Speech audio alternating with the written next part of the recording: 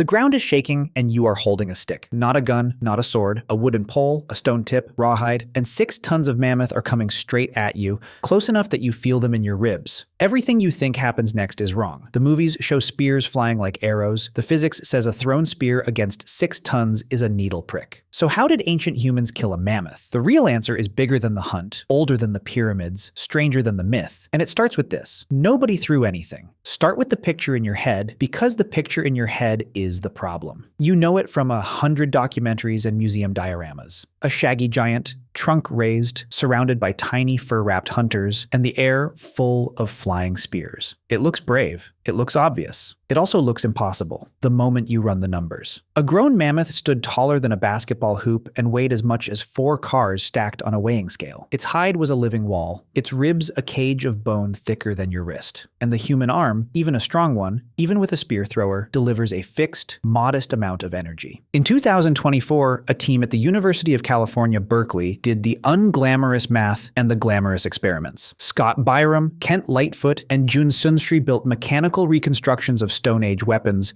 and measured what a thrown point actually does to a target of that mass. Their verdict, published in the journal PLOS 1, is brutal.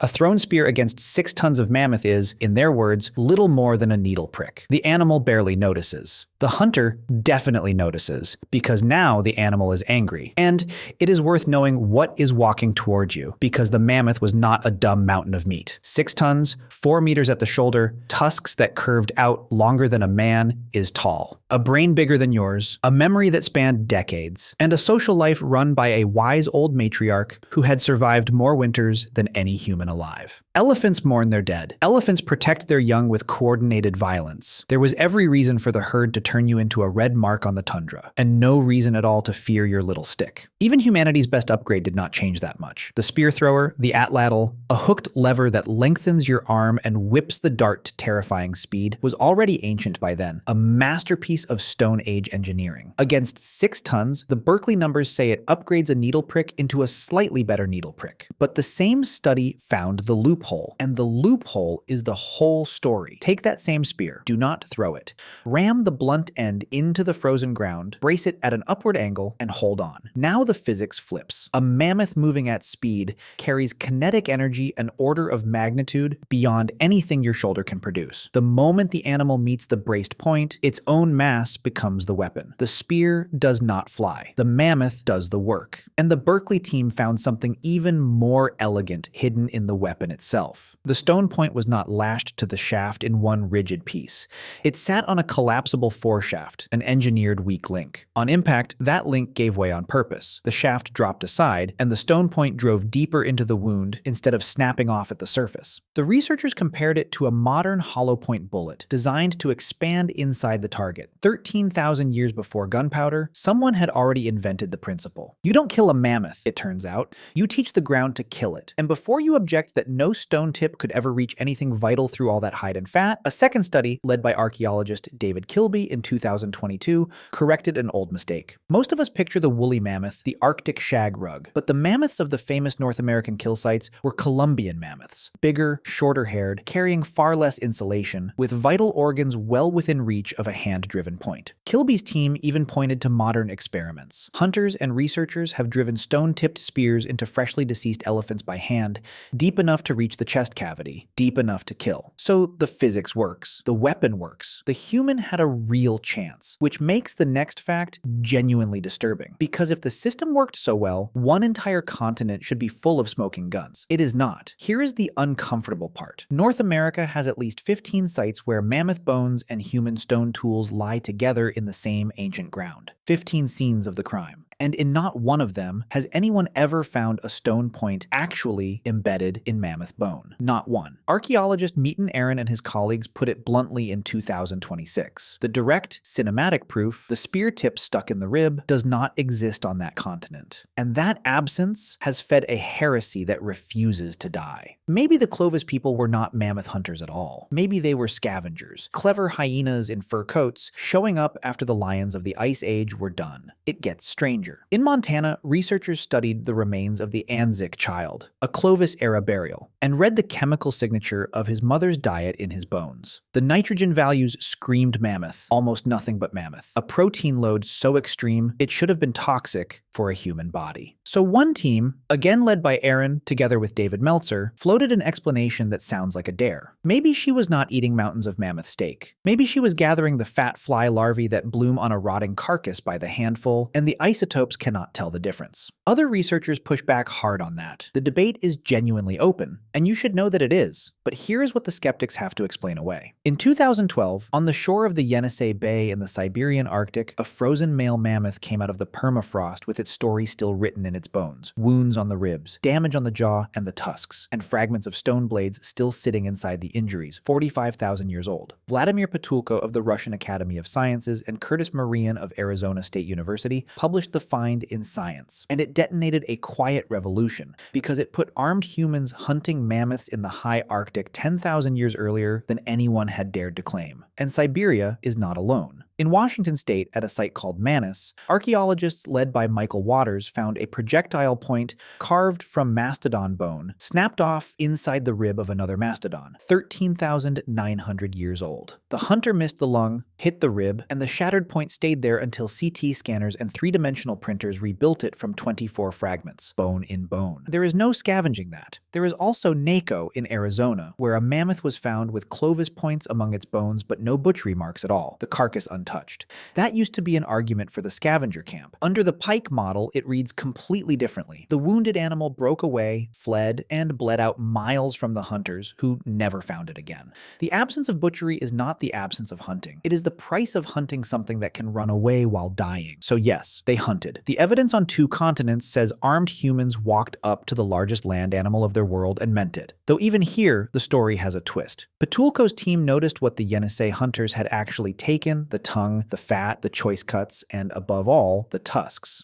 In a world without trees, ivory is a super material, the stuff of spear shafts, needles, and tools, and he argues the tusks, not the meat, may have been the real prize of an Arctic mammoth hunt. Walk a Siberian riverbank today, and you can still trip over mammoth ivory. The permafrost keeps handing the material back. Other researchers fire back that nothing replaces the calories, that a giant on the hoof is weeks of food for everyone, and the argument is not settled. Probably it never needed to be either or, which raises the question that decides everything else. A braced pike only works if 6 tons of mammoth comes to you at speed on your terms. And mammoths, you will notice, do not volunteer. So how do you make one come? First, understand what a spear was worth, because nobody threw something they could not replace. In an open cast mine at Schöningen, in Germany, archaeologists pulled complete wooden throwing spears out of waterlogged lakeside sediment, spruce poles shaped, balanced, and fire-hardened at least 300,000 years ago. They are the oldest complete hunting weapons ever found, and they were already good. Someone, 300 millennia before you, understood balance and grain and the aerodynamics of a flying pole. Now carry that knowledge onto the mammoth steppe, where there is one small problem. There are no trees. The tundra gives you grass, wind, and cold. Straight, strong wood for a shaft might be a walk of hundreds of kilometers away,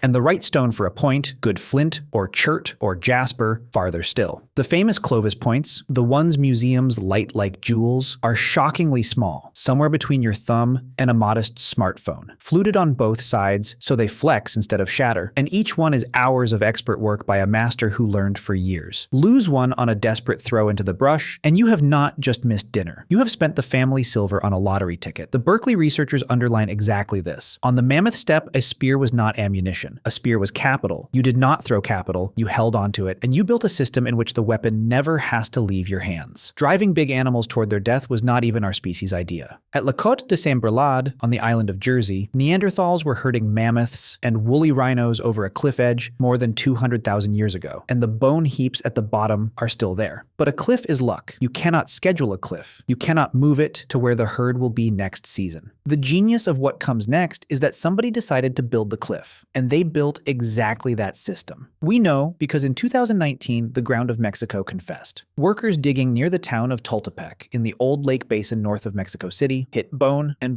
more bone, and the archaeologists of Mexico's National Institute of Anthropology and History arrived expecting another ordinary mammoth mammoth bed. What they found instead rewrote the hunting manual. Luis Cordoba Baradas and his team uncovered 2 enormous pits, each about chest deep and wide as a village house, cut into the clay of the vanished lake Zaltakan. The lake was dying when they dug. The climate had turned unstable, drought had pulled the water back, and the exposed clay bed was both workshop and bait, because thirsty herds still came for the last wet ground. Natural clay collapses. Geologists know that a raw clay wall can hold at most about a 45-degree slope before it slumps. These walls fell away at 90 degrees, straight down. No natural process digs like that. For the first time in the world, someone had found artificial mammoth traps, pits dug by human hands, on purpose, to catch the largest animal on the continent. And the pits were not alone. They sat in chains 40 to 50 meters apart, a deliberate corridor of holes across the lake bed. The digging alone moves you. At least 400 cubic meters of clay and earth shifted with stone tools and baskets, the kind of project that needs planners, foremen, and a workforce that trusts the plan. Then watch the hunt the way the archaeology lays it out. 20 to 30 people, not a war band, a village. They spread out in a long line, carrying burning torches and branches,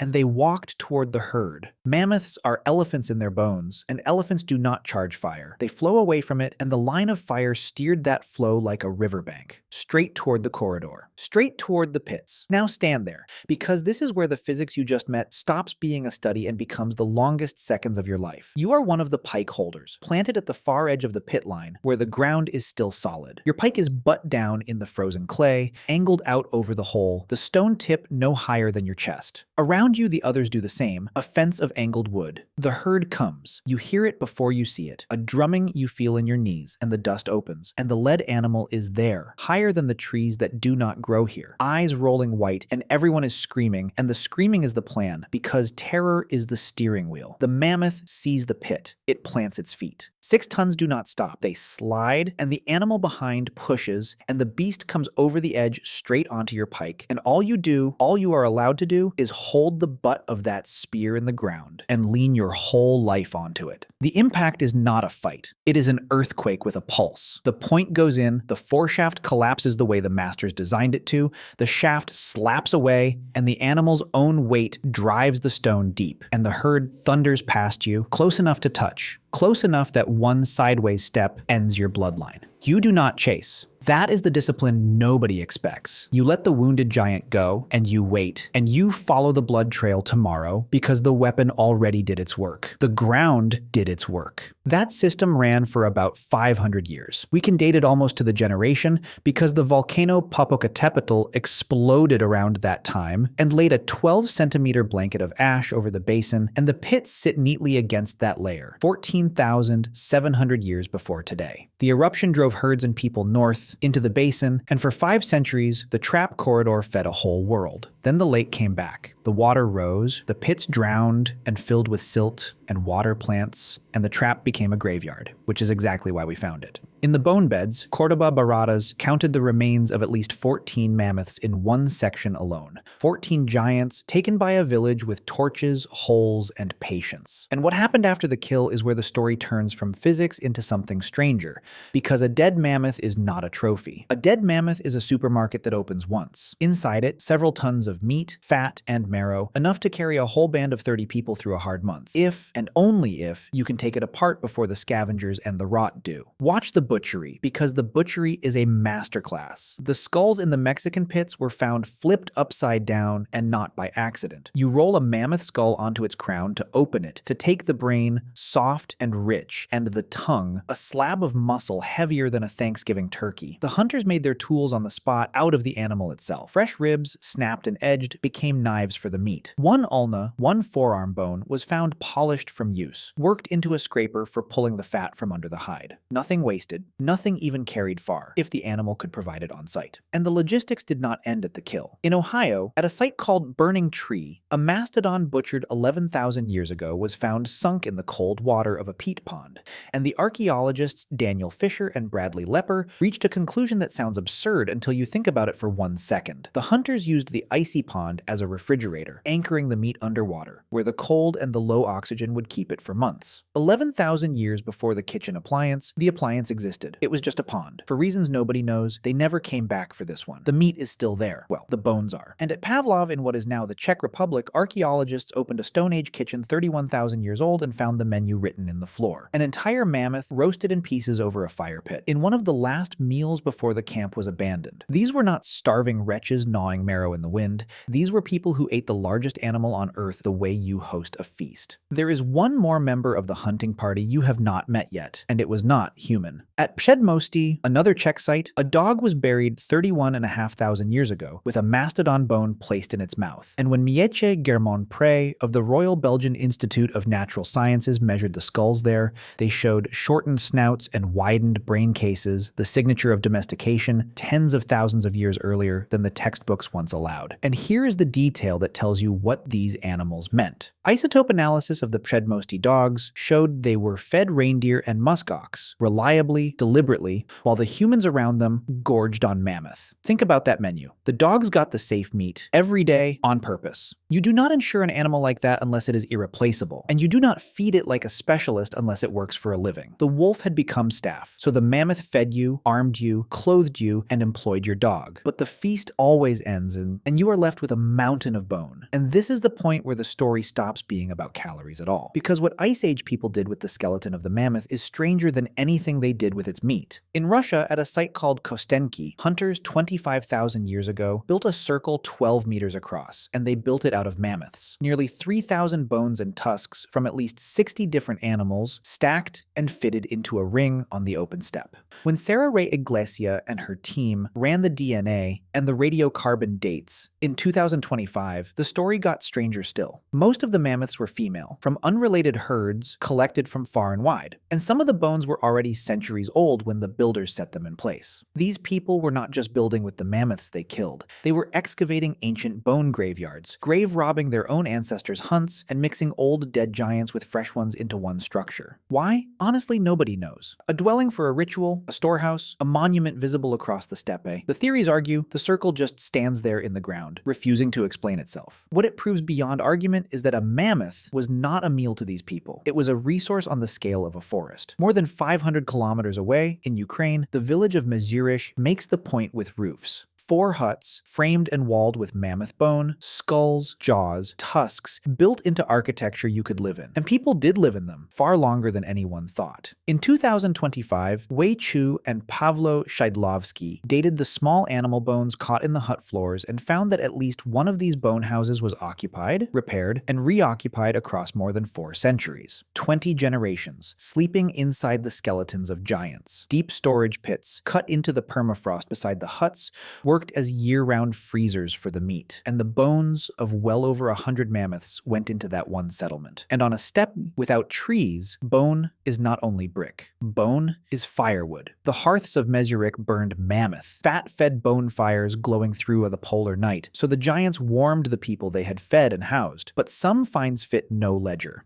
In 1965, a farmer digging out his cellar broke into one of the huts, and inside archaeologists later cataloged a bone engraved with what looks like a map of the settlement, and a mammoth skull painted with red ochre patterns that many researchers read as a drum. A map, so you remember where you live. A drum, so it feels like home. They did not just eat the mammoth, they moved into it. But for every bone they kept, ask about the ones they took away. Back at Tultepec, in the Great Bone Bed with at least 14 mammoths, the excavators noticed something missing, and it was not random. Every left shoulder blade was gone, every breastbone. The right shoulder blades lay where the animals fell. The left ones and the sternums had been carried away, all of them, by someone with a reason nobody has been able to name. A trophy, a ritual tax, a tool we have not recognized. The honest answer is that we do not know, and I will not pretend we do. But hold that mystery for 1 second longer because of what else lay in those pits. One mammoth arrived at the traps already famous. Its left tusk had snapped off long before and regrown, crooked. Its bones carried a healed fracture from an earlier encounter, a fight it survived, maybe against these same people or their neighbors. And after this scarred old fighter died in the pit, the hunters did something no ledger explains. They stacked its shoulder blades onto the left half of its skull. They placed a vertebra between its tusks, and they framed the whole arrangement with a single tusk, 3 meters long, taken from another mammoth entirely. The excavators read it as respect, a ritual marking of a worthy opponent. Skeptics answer that stacked bones are just stacked bones, tidiness, not ceremony. Both could be right, but I keep thinking about the crooked tusk. Somebody on that lake bed knew this animal, knew its history, its bad luck, its survival. And when it finally lost, somebody treated it differently from all the others. You do not do that for groceries. And the relationship lasted longer than almost anything else humans have ever done. Longer than agriculture, longer than writing, far longer than any empire. Humans and mammoths shared this planet for well over 100,000 years. Everything we call civilization fits into the last 6.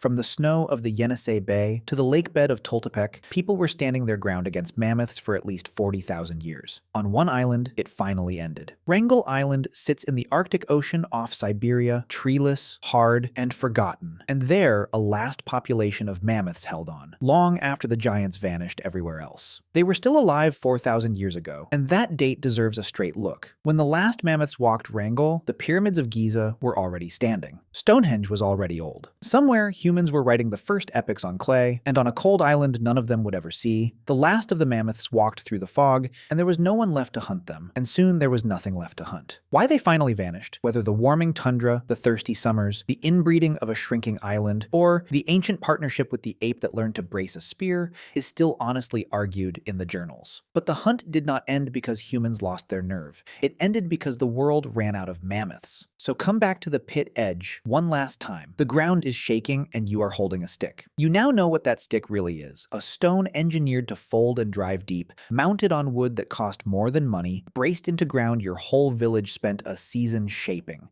You know the fire line behind you, the chain of pits, the years of watching the herds, the discipline of letting the wounded giant walk away. How did ancient humans kill a mammoth? Not with courage, though they had that. Not with stronger arms, because no arm is strong enough. They killed it with physics, with patience, with organization, and with each other. They killed it by knowing the animal better than the animal knew them. And here is what that means for you. Sitting wherever you are sitting. Every problem you have ever called impossible, every 6-ton thing standing between you and the life you want has been met before by people with wood, stone, fire, and a plan. You are descended from the people who did not run. The shaking stops. The dust settles. Somebody pulls the point from the wound, wipes it clean, and hands it to the next hunter. Your turn.